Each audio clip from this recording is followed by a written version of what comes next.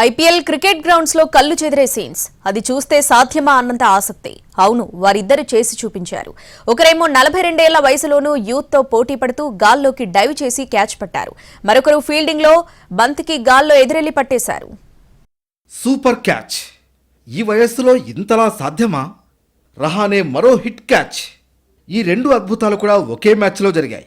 IPL 2024లో Chennai super Kings వరుసగా రెండో విజయం నమోదు చేసింది. చెపాక్ వేదికగా గుజరాత్ టైటాన్స్ తో జరిగిన మ్యాచ్లో 63 రన్స్ తేడాతో సీఎస్కే గెలుపొందింది. 207 రన్స్ భారీ లక్ష్యంతో బరిలోకి దిగిన గుజరాత్ నిర్ణీత 20 ఓవర్లలో 8 వికెట్లు కోల్పోయి కేవలం 143 రన్స్ మాత్రమే చేసింది. గుజరాత్ బ్యాటర్లలో సాయి సుదర్శన్ 37 రన్స్తో టాప్ స్కోరర్గా నిలిచాడు.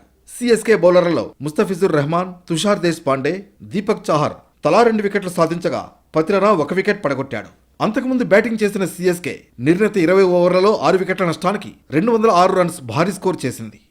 ఈ మ్యాచ్లో CSK wicket keeper MS Dhoni సంచలన క్యాచ్తో మెరిశాడు. 42 ఏళ్ల వయసులోనూ ధోని తన వికెట్ కీపింగ్తో ఔరా అనిపించాడు.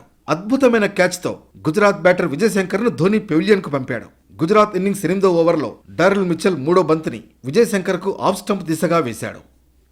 విజయ్ శంకర్ కవర్ డ్రైవ్ ఆడే ప్రయత్నం చేశాడు. కానీ బ్యాట్ ఎడ్జ్ తీసుకున్న బంతి స్లిప్ వైపు వెళ్ళింది. దీంతో వికెట్ల వెనుక ఉన్న ధోని చిరుతపులిలా డైవ్ చేస్తూ అద్భుతమైన క్యాచ్ను అందుకున్నాడు. ఈ వీడియో సోషల్ మీడియాలో వైరల్గా మారింది.